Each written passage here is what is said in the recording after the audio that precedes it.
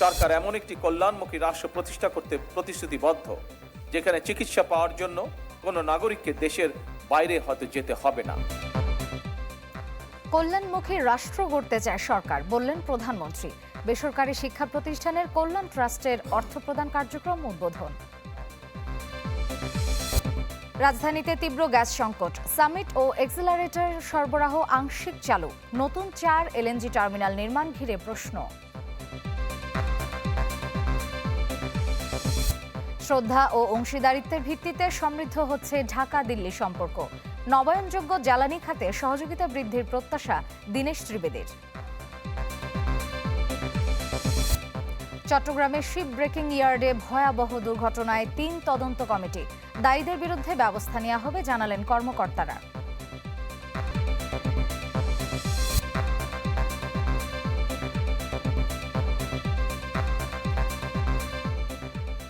সবাইকে আমন্ত্রণ চ্যানেল 24 এর দুপুর 1টার খবরে। শুনছিলেন একেএস সংবাদ শিরোনাম। আপনাদের সাথে আছি আমি মার্জিয়া শ্রেয়া। সরকার একটি কল্যাণমুখী রাষ্ট্র গড়তে চায়, যেখানে চিকিৎসার জন্য দেশের বাইরে যেতে হবে না, স্বাস্থ্যসেবা থেকে বঞ্চিত হবেন না কেউ। একথা জানিয়েছেন প্রধানমন্ত্রী তারেক রহমান। সকালে আগারগাঁওয়ে ন্যাশনাল ইনস্টিটিউট অব নিউরোসায়েন্সেস ও হাসপাতালের সম্প্রসারিত 500 শয্যা বিশিষ্ট নতুন ভবনের উদ্বোধন অনুষ্ঠানে তিনি বলেন, চিকিৎসা সেবা শুধু শহরে নয়, প্রত্যন্ত অঞ্চলেও ছড়িয়ে দিতে কাজ করছে সরকার। সরকার প্রধান জানান, শিশু স্বাস্থ্যের প্রতিও বিশেষ নজর রয়েছে সরকারের। অক্টোবরে চালু হবে 5টি বিশেষায়িত শিশু হাসপাতাল। প্রধানমন্ত্রী বলেন, রোগীর চিকিৎসায় চিকিৎসকের মানবিক আচরণের কোনো বিকল্প নেই। স্বাস্থ্যসেবা সহজলভ্য হওয়া জরুরি বলেও মনে করেন তিনি।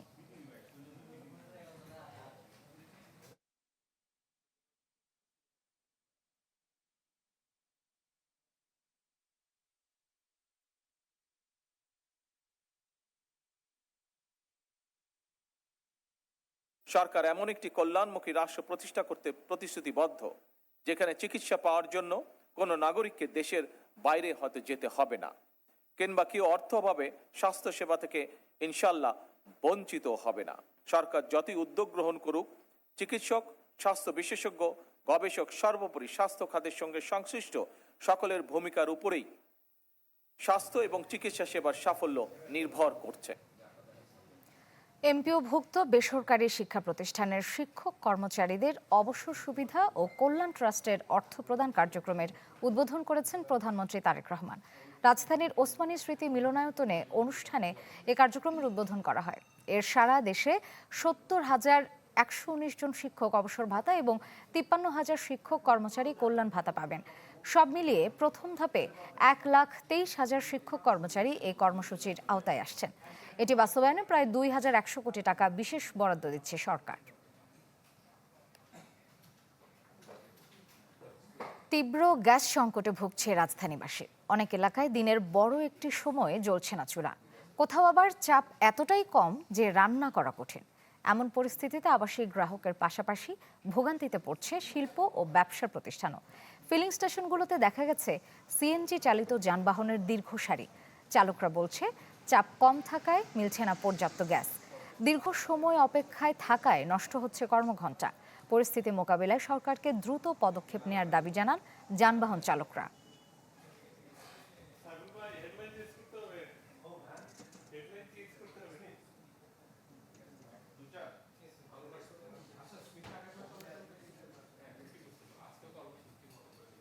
গ্যাস সংকটের আরো খবর জানাতে আমাদের সাথে বিভিন্ন জায়গা থেকে সহকর্মীরা যুক্ত হচ্ছেন, যাচ্ছি তাদের কাছে। রাজধানীর টেকনিক্যাল থেকে আমাদের সাথে যুক্ত আছেন সহকর্মী মাহবুবুর রহমান এবং নারায়ণগঞ্জ থেকে যুক্ত আছেন সহকর্মী শফি মাহমুদ সাগর। আমরা শুরুতে মাহবুবের কাছে জানতে চাইব, ফিলিং স্টেশনগুলোতে কি পরিস্থিতি দেখছেন মাহবুব?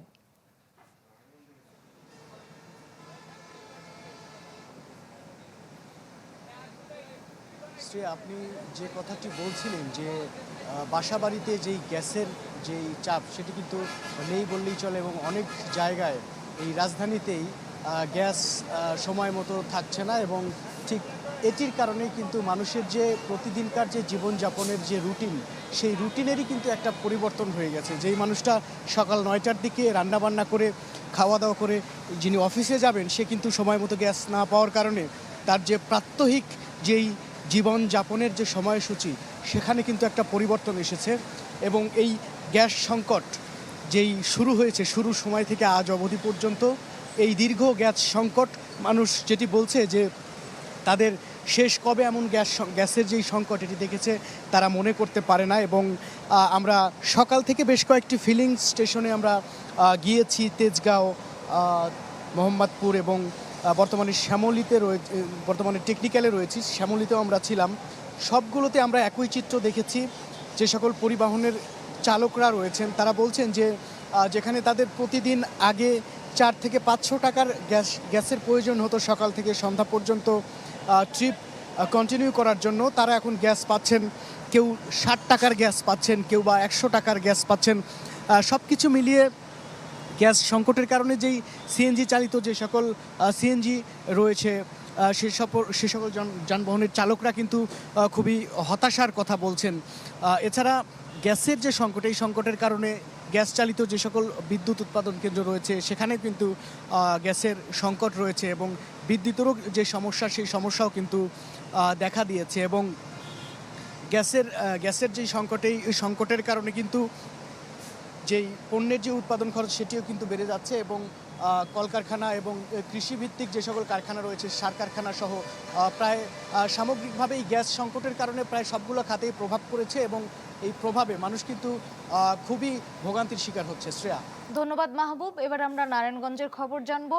সেখানকার একটি কারখানায় আছেন শফি মাহমুদ সাগর। সাগর, আমাদেরকে জানাবেন আপনি কোন কারখানায় আছেন এবং সেখানে চাহিদা অনুযায়ী পর্যাপ্ত গ্যাস সরবরাহ মিলছে কিনা? শ্রেয়া, আমি এখন নারায়ণগঞ্জের একটি পোশাক কারখানায় রয়েছে। এখানে মূলত যে সকল কাপড় রয়েছে, কাপড়গুলোকে ডাইং, প্রিন্টিং এবং পরবর্তীতে কিছুগুলো প্রস্তুতকরণ করা হয়। তো যদি আসলে গ্যাসের সংকটের প্রভাবটা এক কথায় বলি তাহলে বলতে হবে যে আসলে শিল্প কারখানা বা বাণিজ্যের ক্ষেত্রে এটি আসলে একটা ভয়াবহ প্রভাব নিয়ে আসছে। আমি এখন যেই কারখানাটি রয়েছে দেখতে পাচ্ছেন যে এখানে অধিকাংশই বলা যায় 90% মেশিন আসলে বন্ধ রয়েছে, কারণ এখানে গ্যাস নেই এবং গ্যাসের সংকটে তারা যে নিজেরা বিদ্যুৎ উৎপাদন করে সেখান থেকে সংযোগ প্রদান করত সে বিদ্যুৎটিও নেই। এবং এই অবস্থা আসলে গত 7 দিন যাবৎ ধরে প্রকট আকার ধারণ করেছে। যদিও বা গ্যাসের চলমান সংকটটি শুরু হয়েছে প্রায় 3 সপ্তাহ আগে, বাট কিন্তু এর মাঝখানেও কিছু কিছু সময় তারা গ্যাস পেতেন, বাট গত 7 দিন যাবৎ ধরে প্রায় বলা যায় যে তাদের গ্যাসের চাপটি মোটেও নেই, যার ফলে তাদের উৎপাদনের যে সক্ষমতা সেটি 90% কমে গিয়েছে এবং যে 10% বা 15% উৎপাদন তারা করতে পারছেন সেটি তাদের চাহিদার তুলনায় অনেকাংশেই কম। এবং এর ফলে যেটি হয়েছে যে নির্দিষ্ট সময়ে এই সকল পণ্য তাদের ক্রেতাদের কাছে সরবরাহ করার কথা ছিল সেগুলো আসলে সম্ভব হবে না। এবং এর ফলে যেটি হবে যে এখানকার যে সকল শ্রমিক রয়েছেন তাদের যে বেতন ভাতা রয়েছে সেই বেতন ভাতাও হয়তো বা সময় মতো পরিশোধ করা সম্ভব হতে নাও পারে। একই সাথে পোশাক মালিক যা জানিয়েছেন বা এই কারখানাগুলো মালিকরা জানিয়েছেন যে ভবিষ্যতে আসলে বাংলাদেশে এই গ্যাসের ক্রাইসিসের কারণে যে সংকট তৈরি হয়েছে এর ফলে বিদেশি থেকে আসলে ক্রেতারাও কিন্তু অর্ডারগুলো করবে না, অর্থাৎ বাংলাদেশের সামনের দিনে এই জ্বালানি সংকটের ফলে এই পণ্যের সরবরাহ কমে যাওয়া এবং এর ফলে আসলে সামগ্রিক অর্থে এই পোশাক শিল্প এবং অন্যান্য শিল্প এই প্রভাবটি বেশ ব্যাপক আকারে পড়তে যাচ্ছে। ধন্যবাদ সাগর। দর্শক, গ্যাস সংকটের খবর জানতে আমরা যুক্ত ছিলাম নারায়ণগঞ্জ এবং রাজধানীর টেকনিক্যাল এলাকায়।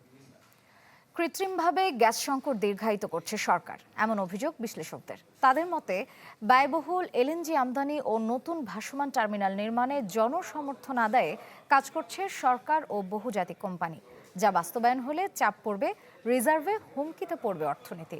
শামিমা সুলতানার রিপোর্ট। এলএনজি আমদানিতে বছরে খরচ হয় গড়ে 47,000 কোটি টাকা।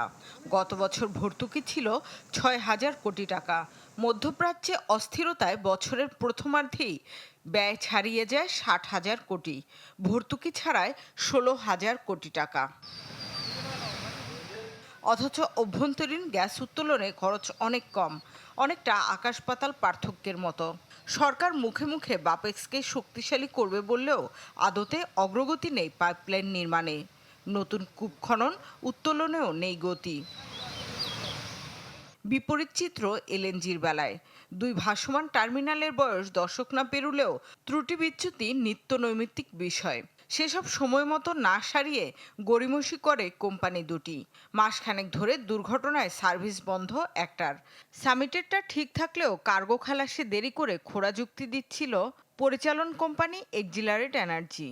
অথচ কার্গো বসিয়ে রাখার খেসারতে বিপুল অঙ্কের জরিমানা গুনছে সরকার।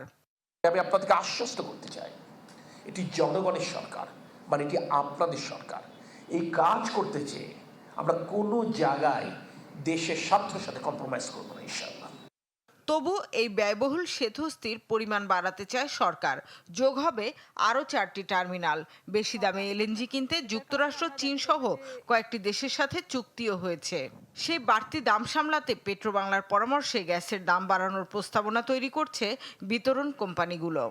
দীর্ঘমেয়াদী যে সমাধান আমাদের হবে সেখানে আমরা এলএনজিতে যদি যেতে চাই, এই ব্যয়বহুল এলএনজি যেটার দাম দিন দিন আরও বাড়ছে, কারণ এটা একটা ধীরে সুস্থে চিন্তা ভাবনার বিষয়। সুনির্দিষ্ট প্রোটোকল থাকা দরকার, কোন সময়ের ভিতরে এগুলো শেষ হবে সেটা যেন জানানো থাকে, এবং এগুলো যদি সময়ের ভিতরে না শেষ হয় তার জন্য তারাকে আর্থিক পেনাল্টি দেবারও বিধি ব্যবস্থা এখানে থাকা দরকার, যেটা কিনা এখন উল্টো বাংলাদেশ সরকারকে এলএনজি যেগুলো খালাস করতে পারছে না তার জন্য পেনাল্টি বহন করতে হচ্ছে। বিএনপি সরকারের উচিত হবে না নতুন করে এই যে এলএনজি টার্মিনালগুলো করা, এই উদ্যোগে যাওয়া। বিশেষজ্ঞরা বলেন, এভাবে উল্টো রথে চললে মুখ থুবড়ে পড়বে অর্থনীতির চাকা।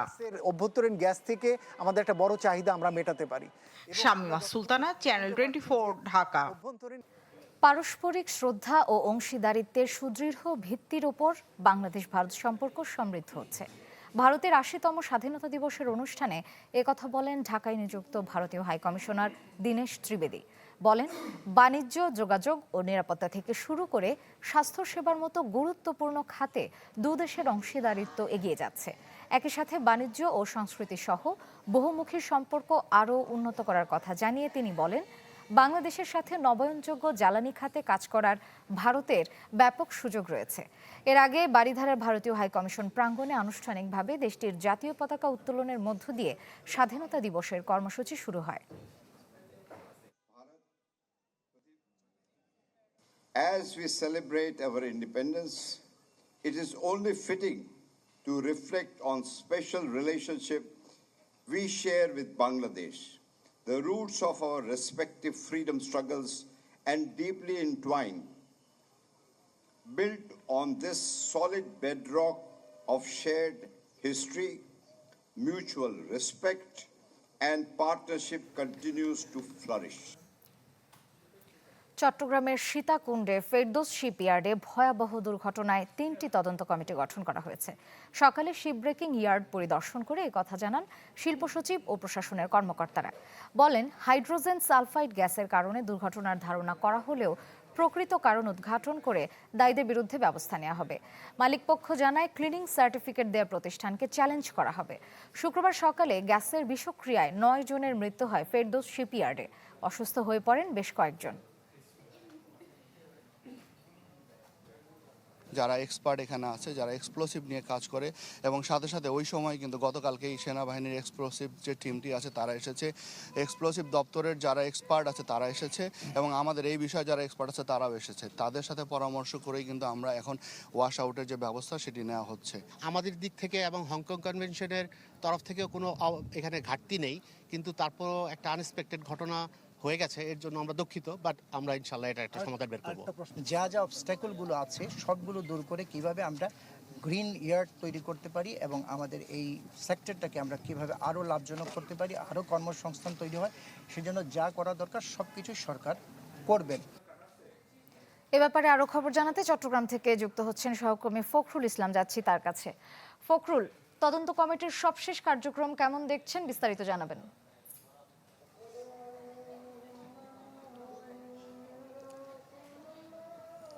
শ্রেয়া, আসলে আমরা এই প্রশাসনিক যে বিষয়গুলো সে সম্পর্কে আগেও জানিয়েছি। এই তথ্য এই সম্পর্কে আমরা পরে আরও বিস্তারিত জানাতে পারবো। এই মুহূর্তে আমরা অবস্থান করছি এই যে ফেরদৌস শিপইয়ার্ড, যেখানে দুর্ঘটনা ঘটলো, সেই ইয়ার্ড সংলগ্ন মৌলভীপাড়ায় গতকাল ভয়াবহ দুর্ঘটনায় যে 9 জনের মৃত্যু হয়েছে তাদের মধ্যে 2 জনের বাড়ি এটি।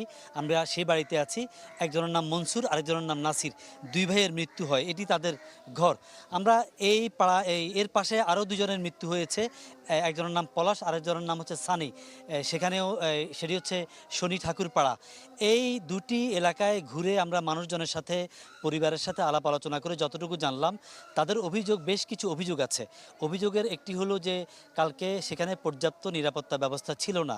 আরেকটি অভিযোগ হচ্ছে যে যখন দুর্ঘটনা ঘটলো, দুর্ঘটনার পর তারা জাহাজ থেকে যে শারীরিক অবয়ব নিয়ে নিচে নেমে এসেছে, যদি যথাসময় তাদেরকে হাসপাতালে পাঠানো হতো তাহলে হয়তো মৃত্যু ঠেকানো যেত।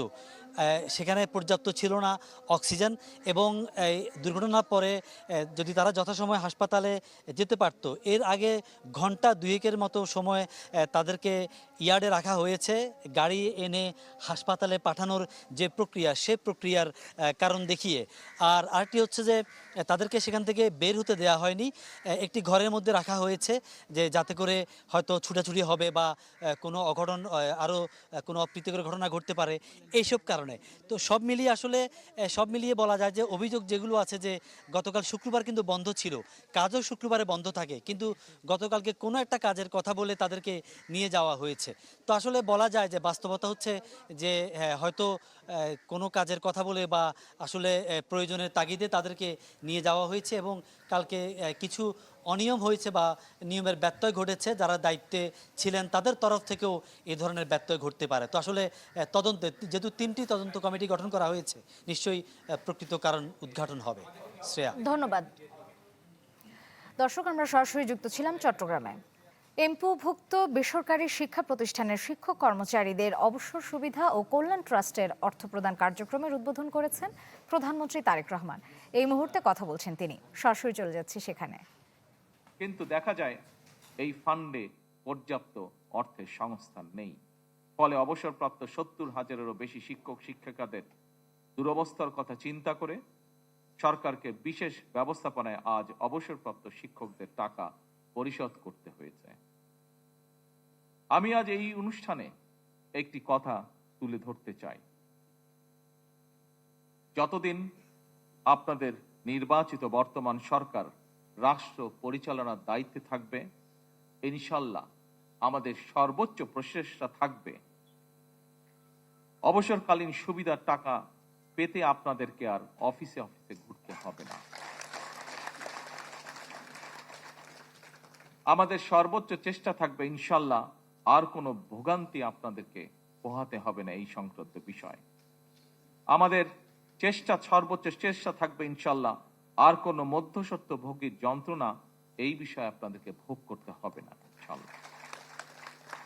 আগামী দিনগুলোতে যথাসময়ে অনলাইনে আপনাদের প্রাপ্য টাকা কোনো ভোগান্তি ছাড়াই আপনাদের অ্যাকাউন্টে যাতে পৌঁছে যায়, আমাদের সর্বোচ্চ প্রচেষ্টা থাকবে এটি ইনশাল্লাহ। সম্মানিত শিক্ষক শিক্ষিকাবৃন্দ, বলা হয়ে থাকে শিক্ষকতা হলো একমাত্র পেশা যা অন্য সব পেশা সৃষ্টি করে। আপনারা শিক্ষকতা পেশা থেকে অবসর গ্রহণ করলেও আপনাদের কাছ থেকে শিক্ষা নিয়ে অসংখ্য শিক্ষার্থী নিজেদেরকে নানা পেশায় প্রতিষ্ঠিত করেছে এবং বর্তমানে করছে এবং ভবিষ্যতেও করবে। এখানেই একজন শিক্ষকের সার্থকতা। সুতরাং আপনারা প্রচলিত নিয়মে শিক্ষকতা পেশা থেকে অবসর গ্রহণ করলেও শিক্ষক হিসাবে আপনাদের দায়িত্ব শেষ হয়ে যায়নি। আপনারা এখনো সমাজের শিক্ষক। বাংলাদেশের আহ্বান কালের ধর্মীয়, সামাজিক এবং পারিবারিক মূল্যবোধ প্রতিষ্ঠায় এখনো জনমানসে আপনাদের ভূমিকা সর্বজনগ্রাহ্য। সুতরাং আপনারা জীবনের শেষ দিন পর্যন্ত আমাদের চলমান এই সমাজে আলোকবর্তিকা হিসেবে ভূমিকা রাখবেন ইনশাল্লাহ। এই প্রত্যাশা ব্যক্ত করে এবং আপনাদের সুস্বাস্থ্য কামনা করে আমার বক্তব্য শেষ করছি। আসসালামু আলাইকুম। আল্লাহ হাফেজ। বাংলাদেশ জিন্দাবাদ। দর্শক, রাজধানীর ওসমানী স্মৃতি মিলনায়তনে বক্তব্য রাখছিলেন প্রধানমন্ত্রী তারেক রহমান। এতক্ষণ আমরা সরাসরি সেখানে যুক্ত ছিলাম।